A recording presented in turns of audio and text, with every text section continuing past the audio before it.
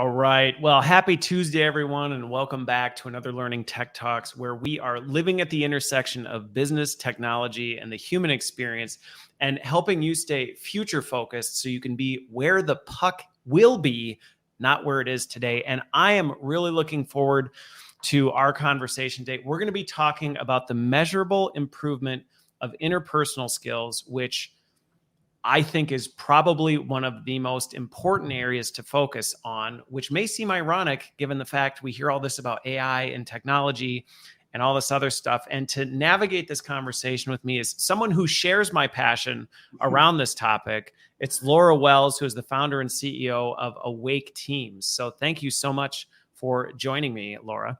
Good morning, Christopher. Thank you so much for having me. I'm excited about this. No, we're going to have some fun. And for those who are just listening and watching, I do want to just let you know, remind you of some changes that I've made to the show. So I'm continuing to enhance this to make this better for you. So keep an eye out on things. But one of the newest additions is be sure to sign up for my Substack, because I am now taking each one of these conversations and breaking it down into a digestible version that you can then read later and say, what are the biggest takeaways and what are the things I can be doing to improve myself? So if you aren't subscribed already, definitely do that. But so Laura, let's get into this one and talk a little bit about your background. So people who may go, who is this person that Christopher's talking to about measurably improving interpersonal skills? Are they qualified? Which you are more than qualified, in my opinion, on this topic. But give us a little background into who you are and where you're coming from. Yeah, so I spent a long time working in corporate environments in the business world. I have an international MBA, and so I started my professional journey there. Very idealistic, let's use commerce to traverse the board differences across borders and things like that. And I worked in the largest consumer packaged goods companies doing brand management on M&Ms and Colgate, and ended up on Dove at Unilever. Worked in the US and Europe, and then ended up on a global team, and eventually had to reckon with a couple of things. Making companies more profitable was not my life story. Like, I knew I worked with really smart people, and I got fantastic training. And I also, that idealism of, using commerce to traverse some of the differences and potential conflict across borders. It's not what I was doing. And I finally had to reckon with, all right, that is not really what I'm up to here. And this isn't what I want. That wasn't getting you out of bed in the morning. Yes. And that isn't what my whole life story is about. And also corporate culture. I recognize, like, I am not fully showing up here. My voice is not fully expressed. I am not bringing all of me. And so I left corporate and went to nonprofit. And when was this? This was in 2000. I was going to say the late 2000s. Yeah. Like, I started at the Brain and Behavior Research Foundation in 2010.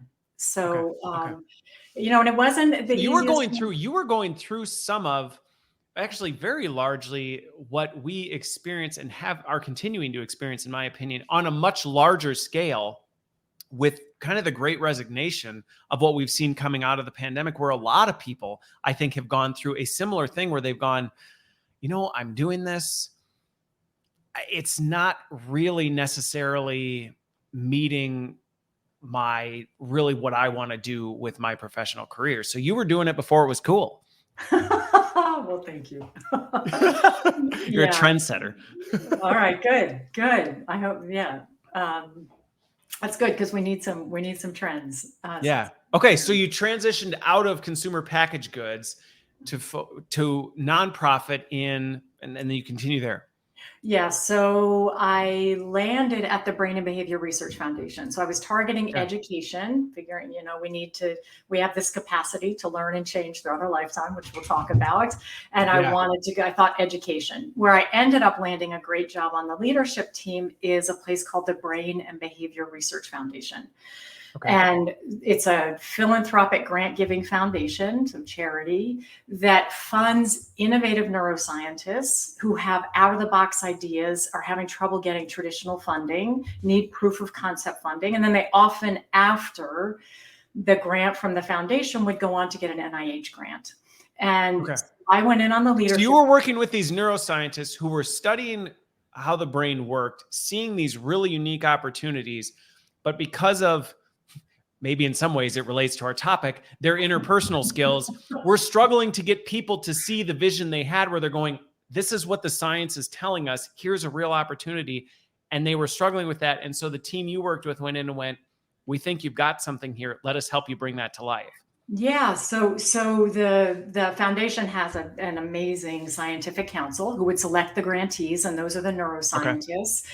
And then my most important function on the leadership team was to translate the research that was being funded so that philanthropists would give more money, basically, so people could understand. Yeah, you were demystifying the hyper-technical scientific stuff into here's what this really looks like in practice to do this. Here's what this research is actually funding and making possible. And so over the course of 6 years of doing that, I learned so much about the possibility for neuroplasticity, what we can do to encourage that, how we also have to pay attention to too stressful situations that can inhibit neuroplasticity. Neuroplasticity is simply, I'll say simply, the brain's capacity to change and adapt throughout our lifespan. So like both structurally, like the brain as a thing, and also functionally, how well's communication and circuitry, how's communication flowing through the circuitry in the brain. Both of those continue to change throughout our lifespan. And that is a new finding, relatively speaking, right, in the past 25. So we're talking both aspects of it. And I think it's an important part to, one, demystify this concept, because terms like this get thrown around a lot. Neuroplasticity can get thrown around, but we're talking about both aspects of it, which is both the structural and then our capacity to actually make those changes. And the functional, exactly. So circuitry, yes, the structure of it. Yeah, the brain's actually rewiring itself. It's physically rewiring its neural pathways, and then our functional capacity to do that. Exactly. And that the more we behave in a certain way, for example, also influences the strength of the circuitry. So it's not a closed loop. It's not as if, we have this static brain and it gets impacted by things coming from the outside. It's that, yes, and we can influence that also by paying attention to the kinds of things that are coming in, choosing environments, and also the way we behave, right? By creating new habits, we reinforce circuitry. So I learned so much about that. And again, so I have to say, I'm not a neuroscientist. I was not doing the research. I had the great honor and privilege of translating the work of brilliant neuroscientists who I always vetted, right? I always vetted the translation when it's like, am I dumbing it down too much? Am I missing something critical? And so I did have the great privilege of working with really. I appreciate, honestly though, I appreciate your humble, but I think you're being maybe a little bit too humble with this, if I'm being honest with you, because that really, you are in a really unique position. And I think that can't be overstated, the fact that, you're not claiming I did all the science, I did all the research, which it'd be easy to overstate your credentials, but you do it in a very humble way of saying, listen, I'm not claiming that I did all the scientific study and the research, but being in that environment and being around it. And in many ways, I think this is why I see learning of people who are in our field sometimes are really uniquely positioned, because when you're around it and you have the tough job of saying, here is this really complicated subject matter content, but how do I distill it and break it down into a way that people who don't have that highly technical cognitive capability can then digest and go, oh, okay, that's really what that is. That you probably saw in those 6 years some incredible things that many people can probably not even imagine. Yeah, gosh. And it really is just a question of breaking down information for people who aren't trained in that, right? It's like learning a Right. foreign language, which maybe that's why I didn't feel so daunted by it, because I have learned and speak some foreign languages. So in a way it was similar. Like, okay, there's neuroscience. This feels like a foreign language. And I bet it can be broken down and understood. And sure Yeah. enough, it can. And then you have to make sure you're not breaking it down too much or in the wrong way. Right. So Yeah, I because you don't want to learned be missing core things. Okay. Yeah, and thank you. I appreciate the acknowledgement of the experience, and I definitely garnered key insights, like what is really impactful about what's happening here, and what does that mean for the potential of human beings. And I eventually decided, that idealism in me that wanted to forge differences across borders using commerce, right? We're going to continue to need trade and business, as we call it today, Yep. was still alive in me. And I have a lot of skin in the game. I got an international MBA. I spent a long time in the corporate world. I decided I'm taking this back, because that thing, one of the reasons I left corporate, that corporate culture thing that I had made into some kind of image of like, it's a cement block and it's a thing and I don't fit there and my voice isn't fully expressed and I'm not comfortable. I want to go somewhere else. It's like, wait, it's not a cement thing that can't change. It's just humans behaving in a particular way. And it's very dynamic and fluid in nature in many ways. Okay. Exactly, like neuroplasticity. Exactly. Yeah. Yeah. Exactly. So, okay. So you had this corporate, right, consumer packaging experience on growth and trade and business. Then you went into the nonprofit space, really understood. And again, to me, this is where the business and human side of things intersected for you on the professional spectrum of you started learning a lot more about really who people are and how they work. And then how did that lead to, wait a minute, I'm going to create AwakeTeams to make an impact? Yeah, so I decided to become a corporate trainer, and I'm certified in a very well-known emotional intelligence program, and was training here in person at the largest tech companies. When I say here, I'm in the Bay Area. Okay. And the nonprofit I worked at was in New York City. I moved out to the Bay Area, was interested in what is the best way to bring this into corporations. So I was training in person, facilitating, and learned, like, gosh, sometimes there were wait lists for the program. The employees really want this kind of upskilling. They know they need emotional intelligence, interpersonal skills, social and emotional skills, that in order to manage people, in order to advance in their career, and are willing to pay for it. It's a huge market. Yeah. It's often called soft skills training. Companies see the research that says, okay, this is supposed to increase employee engagement, reduce turnover, hit the bottom line, and increase productivity. So we're going to invest in it. And companies throw billions of dollars at this. So everybody's acknowledging this is important, right? The people want the upskilling, the companies are paying for it. And kept hearing this frustration on the part of the buyers of the program, who would say, we don't have any data. Like we read the research, our people want it, but we have absolutely no idea what we just did with our money. We're in the dark as to what that training actually did. Did something happen? If it accomplished what we believed that it would. The desire was there. The desire was there. There's a general recognition. And I think this is a consistent theme I see. I mean, I've been doing this my whole career. It's a consistent theme where there's this general acknowledgement. We know this is an important thing. We're willing to invest in it. Yet we keep running into, did it achieve anything? Did people get better? And did them getting better have an impact on our organization? Yeah, that's exactly right. So this idea that soft skills are soft and fuzzy and can't be measured, right, has gotten kind of accepted. Like, oh, well, shot in the dark. We know we have to invest in it, so we will. But leaders are frustrated. They're like, it drives me absolutely bonkers on that point. You are 100% right that is a false statement that has been accepted by the vast majority. Is, well, soft skills, you can't really measure it. And it drives me absolutely bananas because yes, you can. You can measure improvement in soft skills, in behaviors. Yeah, and We so can see these how are behaviors so change. yeah, so that led me to AwakeTeams. So prior to Okay. COVID, in-person facilitating at great companies, feeling the passion and the need for it, the willingness to pay for it, and this real concern, like, yeah, but what did we do with our money? Were skills acquired? Did they stick? Is there really a bottom line impact? And it was really fair. Those questions were fair. If you're And spending billions of dollars on it, you should be asking the question, did we get anything for that?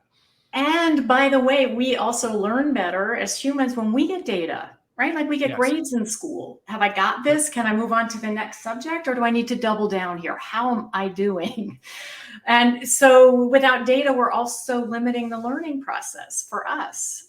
Yeah. So I decide during COVID, all right, I'm going to figure this out, because we really need these interpersonal skills. This thing called corporate culture, like, is just humans showing up and behaving in a particular way. And it does not need to be destructive to people, to the planet, right? And the impact of business activities. It just doesn't have to be. It's us showing up in a particular There's a better way. and There's a better way. and making decisions and using our cognitive capacities in particular ways. So I decide during COVID, I'm going to figure this out. We need it. And there's this gap that they are measurable. These are behaviors, right? These are demonstrable behaviors. How well am I communicating? Am I synthesizing and summarizing clearly? Is it landing with you? Are you understanding what I'm saying? Am I able to listen and take in your response? These are observable things. Building trust. But you have to your point on this, though, you have to deconstruct that. And I think a lot of times that's been an area that we just haven't leaned into it as much as we could. Yeah. So that is what I've done, what we've done at AwakeTeams. You set out to solve for that. Yes. And so early on, I did a tech accelerator program. It's so funny. I was in the corporate world, left the corporate world. I'm going to nonprofit to do good. And then I'm back in like Silicon Valley. You come full circle. Tech accelerator program. I know, it's beautiful. But the thing is, and this is why I'm really looking forward to this discussion, is it's always interesting to me as people go through their life cycle journey. And is this even, well, it may sound like a sidebar, it actually represents what you learned about neuroplasticity through your work in the nonprofit, which is we are on these growth journeys throughout our adult lives. I mean, really all the way through. And the choices we make, whether we want to get complacent, which ultimately leads to atrophy, or continue to push ourselves to grow and develop, really you have a lot more control over that than you realize.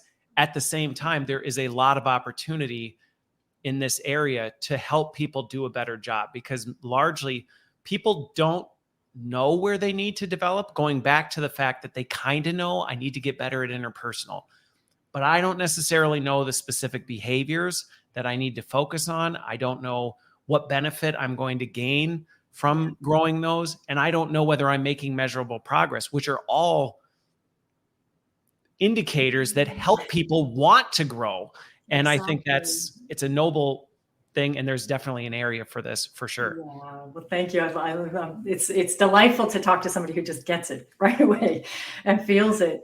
And so the tech accelerator kicked me off. It was the very early tech accelerator program. So you just had to have sort of an idea on a piece of paper, which was what I had. And then they like twist and turn. And, by the end of it, 3 months later, I had an idea that had been vetted. And that particular accelerator program, 80 of us started, only 20 of us finished. So they really do twist and pull, and they insist this is the kind of business that you have to prove that you can create.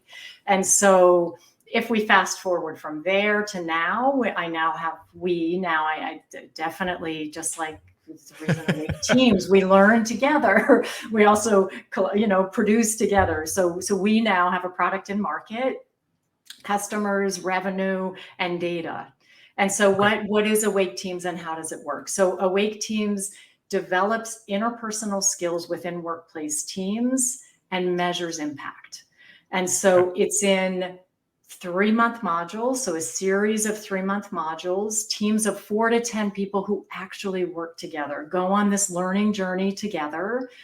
And that's because we don't see our own blind spots, especially in these interpersonal skills. I may think I'm awesome, right? Oh my gosh, I build trust so well. Well, and if you really want to look at work, because one of the things I recently did one of these live streams, a solo stream on my reflections over the last 4 years, because I started this live stream right before the pandemic hit. And so it's been an absolute treasure trove watching the incubator of society and workforce trends over the last 4 years as we went through the pandemic, then we came out of it and all these things. And your point about our assumptions about how good we are at things are often not accurate. And we saw that with the pandemic when we had a lot of teams that suddenly their team structure got disrupted and a lot of assumptions were made. Oh, we're really great communicators. Everyone understands what we're doing as a team. We have strong relationships with each other. We know how to connect. Yeah. And suddenly when the environmental factor changed, a lot of people had a mirror held up to them that went, oh, like I don't like what I'm seeing right now. Like there's those mirrors. We needed that. It's like that neuroplasticity loop, right? We are impacted by what's outside of us, and then we choose new behavior and we reinforce learning. So we actually need the mirror. Otherwise, we stay. Even though it's not fun, it's never fun when that mirror is first held up to you and you go, "That's what I look like." But you can either choose to go, you can either, and I think this goes back to that neuroplasticity. You can either choose to go, I'm just going to get rid of the mirror because I don't like looking at that. Or you can go, what am I going to do to change what I see so that I can like what I see in the mirror? Yeah, and so that I am learning, right? Yes. So that I am malleable and I'm permeable to feedback and I am adapting and changing, which we're capable of throughout our lifespan, right? Which I only said very briefly, but that they used to think, right? At maturity, the brain was static and didn't change anymore. And it does throughout our lifespan. So, and also things like on this one, I actually follow-up question on you, because you talked about the fact that this is relatively new on this. What is relatively new? Because that is a fundamental scientific seismic shift that does actually change the conversation. Because if historically there was a belief that people are static and where they are is static and there's only so much you can maybe change some environmental factors, you can maybe change some of these other things, but for the most part, a person is static, to suddenly going, oh, wait, that's not true at all. And honestly, even people knowing that about themselves can change things, because once you recognize, like, wait, I don't have to, what I see in the mirror doesn't have to be what's in the mirror forever. And I actually can change that. How relatively new is that? So in the past 30 years. So there are researchers who say if they went to medical school, that's what they were taught, that the brain is static at maturity. And so one of the neuroscientists who funded by the foundation, the Brain and Behavior Research Foundation, who I had the privilege of interviewing, and we did a piece on him in there was this quarterly magazine that we did. Bruce McEwen, he's at Rockefeller University in New York. In the 1960s, he discovered there are stress receptors in the brain, and from that, particularly in the hippocampus region, and that those stress receptors enable change to happen and facilitate neurogenesis, or the creation of new cells and synapses, or the deterioration, which you called atrophy earlier. Yep. And so that kicked off, and a number of other researchers. I was actually just looking at it. I pulled out that magazine actually before our call to remind myself, and there are so many people to be named. He just was, no, but what you're sharing with that, when you think about, because someone could hear that and think 30 years, that doesn't sound that new. But if for a long period of time leading up to that, the whole thought has been, no, we're static, 30 years is actually a blip on the screen when we think about what it takes to change overall. So to get society to start to accept and recognize that is a fundamental non-truth that we have discovered. 30 years is, think about how long it takes society to even know, wait a minute, what? That's a false thing that I used to believe that now I need. You're talking decades before even, I have to imagine that research initially probably was not met with everybody going, oh, now this all makes sense. Like, we've broadly accepted that. Yeah. So, well, and I also think we maybe weren't tuned in and paying that much attention to neuroscience. Now we are. Yeah. And Okay. it's what becomes possible with that learning, that we can't accept status quo. We can't say, well, that's the No, best we we can can't. do. That's just the way it is, because it's not true. Like, we are always Right. capable of learning. And so I'll just take it back to Awake Teams. And so Yeah. Awake Teams, what's different about Awake Teams is that in our learning model, we target specific skills. So yes, it's soft skills and we name them. It's not, oh, we're raising your EQ, or, oh, you'll have higher emotional intelligence. It's each 3-month module develops 5 specific skills. So we Okay. name specific skills. It's not, you don't have to guess, right? And then we use measurement. And so in our case, Okay. we use anonymous peer assessment. So I get to say, like, trust, our foundational our foundational curriculum is trust building, communication, and collaboration skills. And that's because there's so much research that indicates those are the skills that increase employee engagement. They get us to You want to talk enable. about a foundational pillar that you can focus on that will strengthen the foundation of a building. Like, you just named it right there. Yeah. If that skill is lacking, you are built on the sand. Yeah. So in trust, for example, there are 5 specific skills and they're observable behaviors. It's not like, oh, I trust Christopher more this month than I did last month. No, it's like, Yeah. how often do I see Christopher seeking to understand different perspectives? How often do you see me sharing both my strengths and my challenges with the team? Yep. Those kinds of things. So we each rate ourselves, and then anonymously each month after the synchronous team session, we each rate each other. And it's for the learning, right? It's not a performance. It's not performance management. It's not Right. It's not an It's not to review. punish you or say this is where you're really bad, you're a bad person, or these are the things. It's to help you see here's where you sit. It's like stepping on the scale. It's the You don't know whether you mirror need to thing. lose weight or gain until you step on the scale and go, okay, that's the number. That's what I'm working with. Exactly. And with interpersonal skills, there is no other way to measure them than interpersonally. This is about, building trust. I may think I'm awesome, but it makes no sense, right? Because it's like building trust with what? With whom? And Right. communication is about, how does it land? Are we dialoguing? Collaboration, right? So the only way to measure them is interpersonally. And that Through means interpersonal the interactions. people we work with, right? And that's important. So the team for us, 4 to 10, it's important. These have to be people that you actually work with, who you acknowledge to some extent your success depends on how you're showing up with these people. Okay. And so you have to care what they think. You can't dismiss it. You can't be like, oh, well, I don't care what they think, or they don't really know. No, there's like an upfront acknowledgement. We are a team and we have So to. there's some and this actually gets to, and we'll come back and kind of talk about what these, because what I'm doing is I'm listening to you talk about all this. I'm formulating where are the opportunity areas in what I see historically, and they're actually lining up very nicely to when I've looked into these spaces and when I've worked in these spaces, where are the gaps normally in what you see, which is what we talked about in the beginning of companies are throwing billions of dollars at this for what?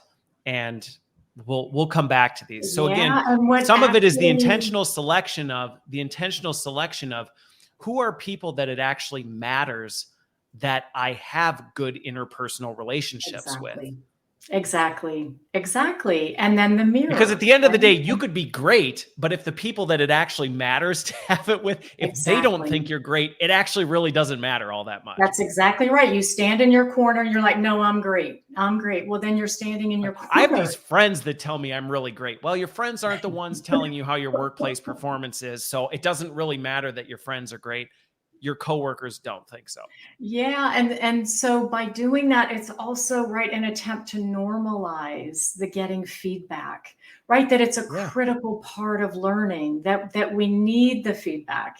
And so then there's a progress Okay. report every month that summarizes the data that each of us see. And whoever paid for the program, they get to see it too. And then at the end of the 3 months, it's a quarter. 3 months is long enough for behavior change. And it's also long enough for our data to be significant. Then whoever paid for the program also can see, oh, these specific skills, what happened? How much did they improve? Yep. And what's the impact on engagement and performance? And so with specific numbers. And the monthly progress reports that we all get, that's where we get that mirror. And then, and we continue to get the learning and the training, right? It's not like, oh, this is a diagnostic assessment. This is who you are. This is who Christopher is. And now let's create strategies on how to work with Christopher. It's like, yeah, no, neuroplasticity. This is how Christopher's experienced today. Yeah. And now let's give him some tools and then measure again in a month and see how we experience Christopher then.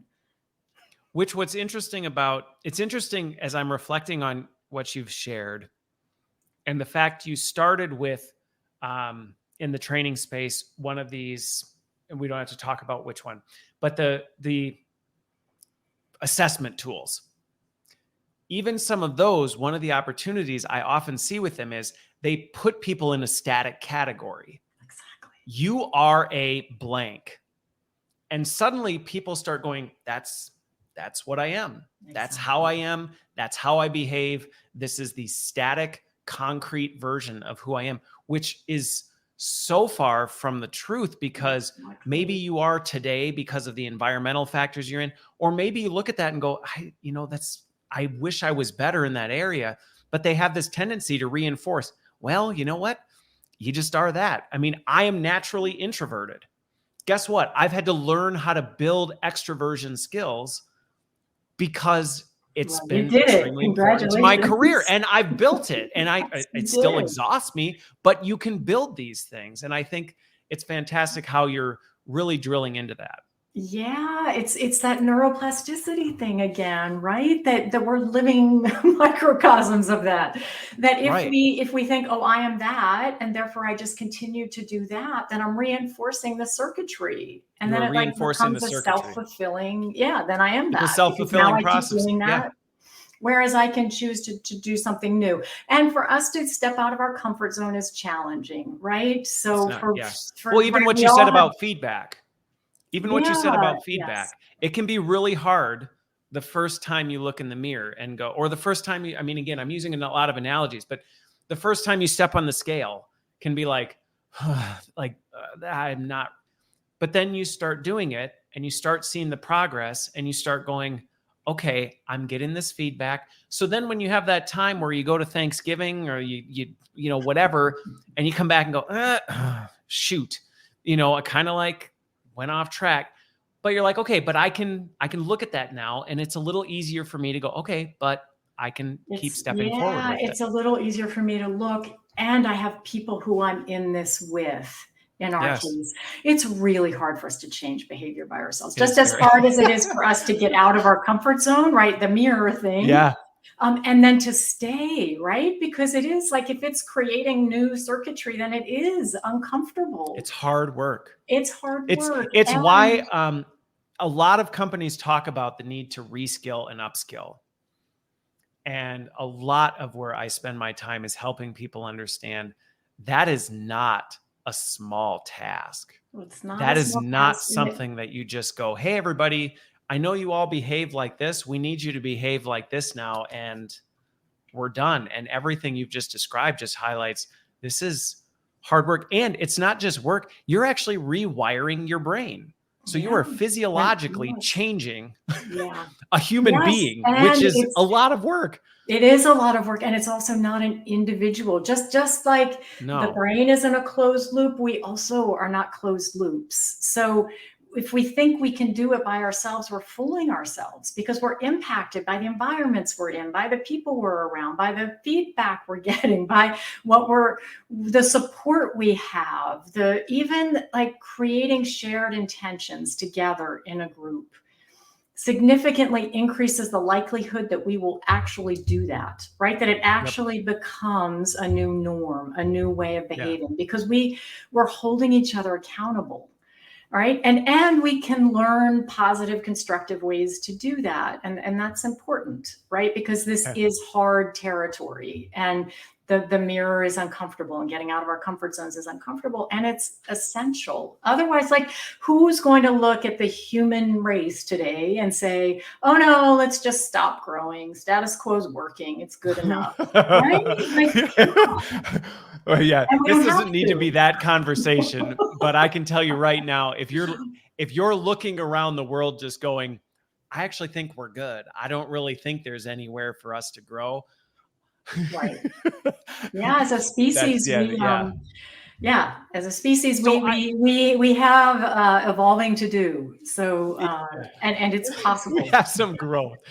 So, question for you on this that I do want to touch on that you just shared with this, because I am very empathetic to people. And what we talked about, I know we've talked about this and made jest and light about it, but I actually am very sensitive to the fact that looking in the mirror can be very hard for people. And it can almost be borderline traumatic when based on, you really never know anyone's story. And the number of people I've talked to who the reason they haven't looked in the mirror isn't because of some just, I think I'm amazing. It's because of baggage and trauma or things they've experienced where it is actually physically painful to look in the mirror because of all, it brings up all these other things, which I think you hinted at this earlier with the neuroplasticity side of things, that like, hey, there are a lot of factors and you can push it too hard. Yeah. You can push people too hard and break them. How do you help people find that right line where it's like, we want to push you into the zone? Again, we can use the zone of proximal development, where we're pushing you to stretch hard enough that we're making some micro tears. Again, I use a lot of physical growth and development things, right? I just think about lifting weights. You want to make some micro tears in your muscle. You want to make some micro tears because that actually makes the muscle heal better. But if you push too hard, you will tear the muscle and the ligament to a point where you're causing damage. And that's not a good thing. How do you help people find that sweet spot in there? Because getting that sweet spot is important. And everybody's sweet spot looks a little bit different. And what might be great micro tears for one person might rip the ligament right off the bone. So in our case, so the feedback is anonymous. And then it's in a 3-month learning journey, right? So it's all set up. The framework is, we are here to learn and develop, and we're doing it together as a team, right? We will get better as individuals. We're getting the upskilling we need, and we're going to function better as a team. So we're in this together. And when you get the feedback, then you get a personalized sequence of a bite-sized learning every week. So it's not, again, it's not the assessment. Here's who you are. Now we're going to figure out what to do with you. It's like, in today, in this context, in this group of people, here's where you are today. And this is the group and the context we're focused on right now. Here's some, use this. Like, here's your nudge learning this week. And then the next week, here's your nudge learning this week. And it's very application-based, behavioral-based. Do this, demonstrate these behaviors. Here's how you do it. This week, focus on this to develop this growth edge, right? And then you continue to break it down into digestible pieces. And again, this goes back to some of the things that we'll maybe recap at the end that I think you're doing that, just based on my experience, have really impactful differences. Is you're spacing this out, you're breaking it into digestible chunks. So instead of saying you looked in the mirror, you stepped on the scale, you need to drop 100 pounds and build 50 pounds of muscle next week. It's like, well, that's just not even fit. You're saying, no, we get it. This is 3 months. We've broken this into a reasonable, manageable approach, and we've broken it into pieces. We've anonymized it to help make looking in the mirror not feel like, hey, we're all looking in the mirror at you right now. Like, nope, you get a chance to look in the mirror in the security of yourself. Yeah, and everybody gets it, right? We're all in it together, and we're all going through the same experience, and we're all also learning the same behaviors. We have access to the same research. It's all very research backed. Brilliant PhDs who contribute to this. so that it's objective, right? Yeah. Again, it's not, oh, I trust you more, I trust you less. No, it's an objective research-backed curriculum. And the minimum is 3 months, right? That's where we begin, because that really That's a is starting point. like, let's see, okay, are we getting used to this? Like, yeah, it is a little painful to get feedback, because generally speaking, it's not something we're acculturated to, that No. this is good, and It's a this good is for thing. learning, and I get to do new behaviors that isn't our natural, I think, a culture, No. right? Well, It's no, like, and I no, did I'm a supposed to have it all. Well, and I did a live stream a couple months ago talking about how in a lot of organizations, the word coaching is synonymous with performance management, and the impact that that has on a lot of employees when they hear and they see these things.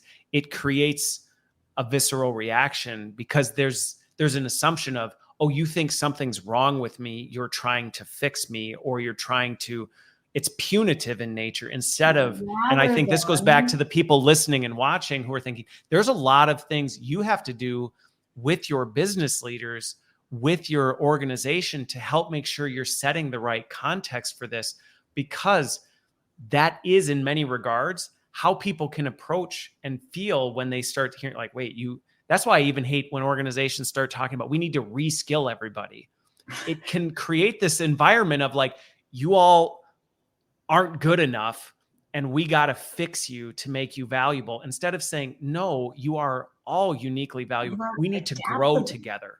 We need to Yeah, grow together to reach our new potential. We need to grow together to achieve what the future, because the future has changed. This isn't because you're inept. It's because things have changed, and we need to exactly. grow and adapt to the new environment that's in front of us. It's because you have untapped potential. It's because there Yes. are new things that are called for now that we need to step into, and that's going to be Yeah. uncomfortable. And it's an opportunity to learn and adapt that we are completely capable of, right?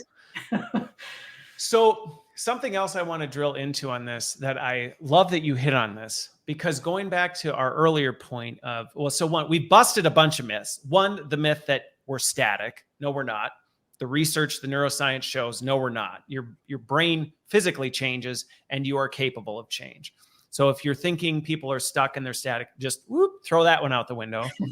But then the other one is, right. The other one is that behavior and skills can't be measured, which again, not true.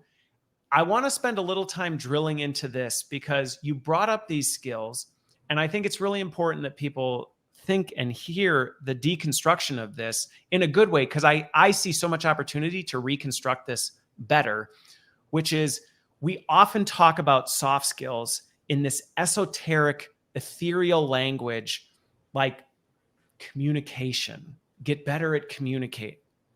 Well, good grief, that is way too broad for people to really be able to understand actionably. So what should I do to get better, and where should I specifically grow and develop? Just like you don't just tell someone, get in shape. That's not an effective way to coach someone. You know, just go get in shape. Well, no, like what way? Like, what should I do? Where are the areas that I can grow and develop? Do I want to improve my cardio health? Do I want to improve my body mass? Like, what am I really trying to do? So as you look at this, how has your teams and how have really the neuroscience community helped broken some of these things down into more tangible and actionable things? Because that to me is the key to being able to measure. Yeah. Because if you just keep it general communication, it's like, well, you can't measure that, but Right. you've broken it down. So we pull a lot also from industrial and organizational psychology. So it's specifically designed for the workplace too. And so we have this frame around employee engagement, showing up cognitively, physically, emotionally at work, right? And that is always low. I mean, according to Gallup, it's like 23% is a high. 23% of employees around the world are engaged, like showing up, what they would, what self-qualified, showing up cognitively, physically, and emotionally. 23% of, like, it just blows my mind. What's possible for us? And going back to things we've just accepted as the norm, that's another one of those ones where companies are like, yeah, you know, Exactly. 25% of the workforce is gay. I guess it's like, Yeah. what? That's 3/4 that's a huge room for improvement. Okay. Yeah. And why are we settling for that? Why are we allowing ourselves to stay and be in environments and like concrete, right? And think Yep. we can't be more, we can't bring more of ourselves because the world Yeah. needs us to do that, actually, right? Nobody can argue with that. Yeah. The world No. needs us humans to be participating and cognitively, physically, and emotionally, right? And connecting. And so we pull from industrial and organizational psychology and social psychology, and employee engagement, that term was coined by William Kahn in the late 80s. And since then, there's been so much research around employee engagement. It's the most measured metric in human resources. And Yep, so it is. yeah. And there's so much research now that demonstrates what else it links to, including productivity, including reduced turnover. Well, that's what I was going to say, that sometimes is belonging. lacking in that, is that engagement isn't always connected back to the workplace business metrics of, this isn't just like a squishy thing like, oh yeah, 25% of our workforce is engaged. Like, no, this actually ties to dollars and cents. Exactly. Hits the bottom line, productivity, and also in turnover. And also in mental health, like the lack of belonging and the impact of not showing up fully. Yeah. And so in breaking down, so the first breaking down was, okay, then what are the behaviors and skills in the workplace that increase employee engagement? And there's enough research now. And so what came to the top was trust. So building trust, feeling safe with each other, having conditions of psychological safety, and then communication skills, right? How well are things being expressed and understood, heard, valued, giving and receiving feedback, how's that done?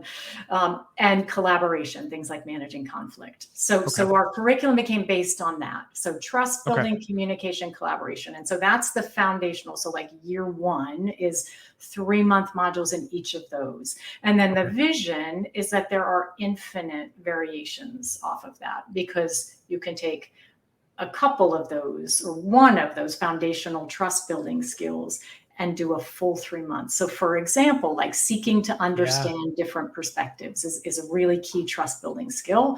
And so part of what's done with that, part of the bite-sized learning and in the team sessions, is working with unconscious bias. That could easily be, right? Level 2, level 3 trust. You could blow that out. Right. Okay. So, and that helps me understand too, how you're thinking about this, because going back to it at the high level, you've done the diagnosis of, yes, obviously there's a bajillion behaviors and skills we could focus on, but what are the ones that are actually ultimately driving business performance, which I think they have impact on far more than just business performance in terms of people's well-being. But so you're looking at that, and again, laying the foundation of, hey, getting these things measurably improved as a foundation is fantastic. Then continuing to layer on and build onto that, and then saying, now where can we specialize and go deeper in some of these? Because the ones you mentioned, you really could go into a microcosm just on each one of these things. It's going to be infinite variations on these 3-month modules. And 3 months is the minimum for behavior change, and enough time for people to get used to the mirroring, get used to taking data in, right? 3 months is really a minimum. And that's the sweet spot you found in terms of actually one. Well, so let me ask you this. Do you find with that people, are there efficiencies of scale as you start to like build this muscle, or do you find even still, like maybe you've gotten more comfortable with feedback, you're a little better at looking in the mirror and seeing things, do you still find the actual behavior change still takes about 3 months no matter what? It's a minimum is what I would, it's a minimum. And it's also palatable for organizations. Like 3 months was enough, like, because I don't offer like a free, like, okay, try this for a day or try this for a week, because our whole differentiator is data and real change, right? Measurable improvement. So you can't do it in a day or a week. And so 3 months became the minimum, right? Like I can't make companies commit to the year, but I think that's a really good thing for people. Well, no, but I think it's a really good thing. And I don't ask that to see, is there a way to shortcut this? Because I really think this is important for people to think and really reflect on. what you're bringing up, and even anecdotally, I'm not a scientist by any means, but even anecdotally, I have seen that throughout my career, that really nothing effective happens in less than 3 months. It really doesn't. And that's one of the biggest pain points I continue to see when there's pressure or people are trying to design, like, how do we get people to do this in a week or 2 weeks? And it's like, well, I mean, do you really want to drive change, or are you just looking to say you did a thing? Exactly. Because if you're really trying to drive change, you have to think in 3 months. And to your point, I love the fact you said that's minimum. That is a Like, minimum. that's And not like bite you're going to size be a different learning. person in 3 months. That's to see measurable change, maybe changing your trajectory. You haven't arrived in 3 months. No, and the bite-sized learning is also best for the way that we integrate memory as humans. So like we can't take it all, integrate and adapt our behaviors all at once, No. like over time, right? Drips over time. And also we get used to this feedback model. Again, because I think it's it's a little countercultural, right? That It is very. Yeah. We want everything right now in the smallest bite, and we want to be done with it and hit the And easy I want to button. be comfortable, and I don't want to believe I have blind spots, or if I do, I want to do it in the privacy, right? But it doesn't work that way. It doesn't work that way, because the only way, especially with interpersonal skills, to get those blind spots revealed is through others. And then to get beyond them is to practice new behaviors, right? And develop new habits, get some new circuitry, right? Some new things, and it starts to feel comfortable. After we do things for a while, it starts to feel comfortable, less challenging, right? And then we move on and we can do something else, right? We find the next challenge. Well, and that's just it, is going back to some of the other things to consider for folks, is the fact that, like you said, we only have so much capacity to do this change, because there's a lot of hard work going into it. I mean, again, going back to the physiological, you're literally rewiring your brain. So to try and get somebody to change 15 things, you're just not going to be able to do it. Their brain literally can't even handle that kind of thing. But then being able to do that over time, and being able to do it and put it into a state of steady state, where now it's no longer building that new tissue. It's saying we've moved it to a state of consistency. But how do you help people with that?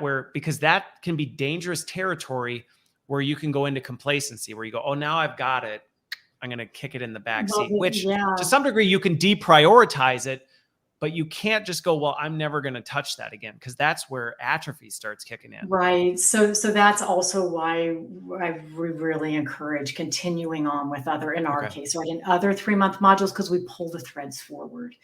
Right. So their trust isn't really completely independent from communication, which isn't really independent from collaboration. So we pull the threads forward, and you're doing it with the people you work with. And so there's this, right, implicit acknowledgement over the course of the program that, okay, we get to hold each other accountable. We're supposed to. That's a part of this. Oh, it's not like I'm doing something wrong if I raise my hand and say, hey, we're not doing that practice here. We're really not hearing each other. We're not playing back. We're not confirming. That we have objective ways to do that. And it becomes part of our culture that, oh, right, we have these shared intentions together as a group, because we want to develop as individuals, and it impacts the way we perform as a team. So let's hold each other accountable in constructive ways. It's not like I'm going to take you down next time I see you doing that. I'm not going to call you out in a group meeting and be like, hey, here's but how do we do that productively? Which, again, even the experience you've described in and of itself will build some of the things that you're talking about. That's the funny part about everything you described, is the experience itself is designed to reinforce the behaviors and the skills that you're building in that experience. Exactly. It's all, you're exactly right. It's all part of the same package. We learn so much better, and we learn more together. Well, and it goes back to modeling what you want to see. And noticing, right? Like, oh, who's doing that? Who's doing that better? Oh, and where am I better? It's both and it's all good. It's not a competition. We're in this to show up more physically, cognitively, and emotionally, right? Because then we feel better when we're doing that, when we feel like I am here, I am expressing myself, my voice is heard and valued, right? We feel better and we perform better. And doing it with people we work with creates connection, and then we don't want to leave. It's harder to quit, right? Because I'm connected here and we've built something together. We've been in this process together. Yeah, it's huge. So I knew we were going to run. So coming into the home stretch on this, one of the things that I think would be helpful for folks is the way we've talked about it, I think can be good. It can also be challenging for folks because we've talked about it like this is so intuitive and so natural, which I love when I talk to people where it is really intuitive and natural. And it's like, yeah, duh. Like, well, of course, this is what we do. That's not always the case. And I know people who watch and listen to my show, that is not always the experience they have. They're dealing with leaders who go, yeah, I don't see it that way. And we even talked backstage. There are people you encounter where they just go, no, I don't really think this is all that important. I don't think soft skills matter. I don't think. What things, as you've gone through this journey, is there any feedback or thoughts that you would share with people who may be hearing this going, I agree? Hopefully, if you don't agree, we've convinced you. Number one, hopefully we've convinced you this matters and there are ways you can get around it. But for those who go, I agree, but I'm struggling. I keep running into headwinds, or I'm dealing with people who don't see what we just described. What have you found? And I don't know that there's any easy answer to this, but have you found things that help bring people along for the ride that you would share with folks? Yeah. So, I mean, I think I have found like that I need to find the people who it resonates with, right? It's like another hill to climb if I have to convince them in the first place that, oh, interpersonal skills are important. They matter in the workplace. And look, they hit your bottom line and productivity and turnover.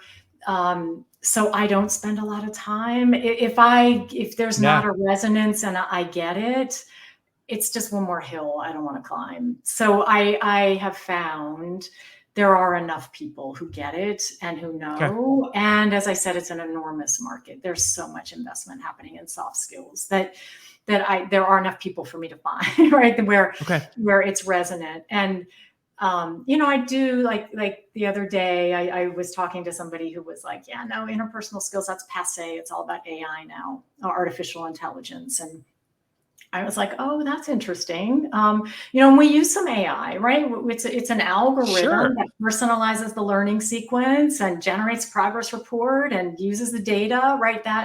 So I am not opposed to AI, and I'm super excited about how else we're going to use AI to enhance the learning of these interpersonal skills so that we humans stay in charge, learn to behave better together, right? And it's hard. I get all the excitement about AI, and they're not separate. They're not, we can't make them separate. We can't bifurcate them. We can't. And that could be an entire conversation in and of itself for folks who are curious about that. I'm releasing a special episode on Thursday that drills just into this component and how, if anything, AI is increasing the need for interpersonal skills, and not only just for our interpersonal relationships, but actually the way we interact with the machines. So could not agree more with you.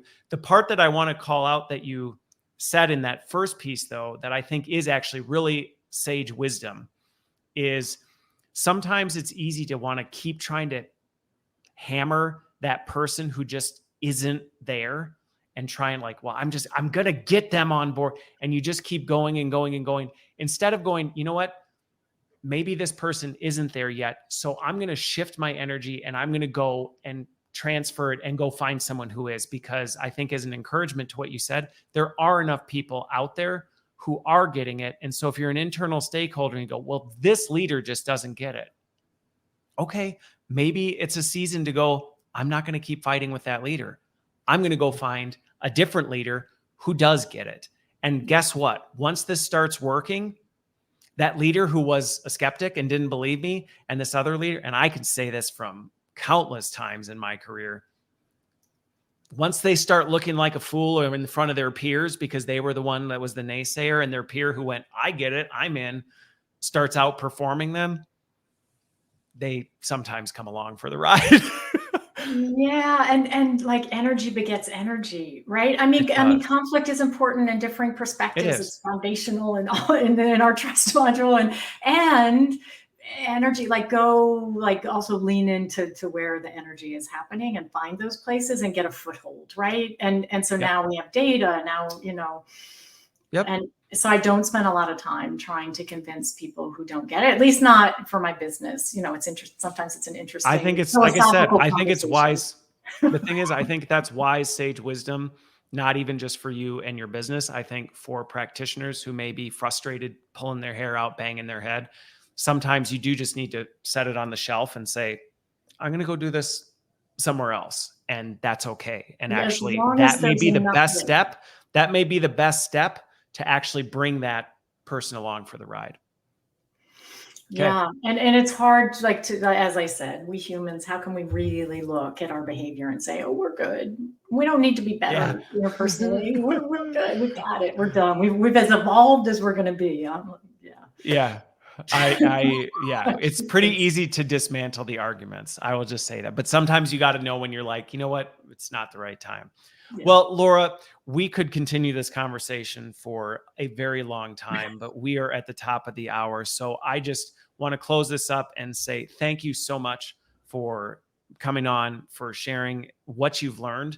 Hopefully we've busted some myths. Hopefully this has changed the thinking for some folks.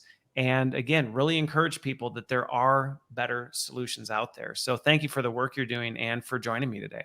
Thank you so much, Christopher. This was a pleasure. Really delightful. All right. Well, thank you for what you're doing. Well, thank you. And really enjoyed it. Thank you all for tuning in. Continue. I look forward to next week. And like I said, keep an eye out for later this week. I'll be talking about this specifically as it relates to artificial intelligence, but check out Laura and her work. I think they're doing some really awesome stuff. Have a great week, and we will see you next week.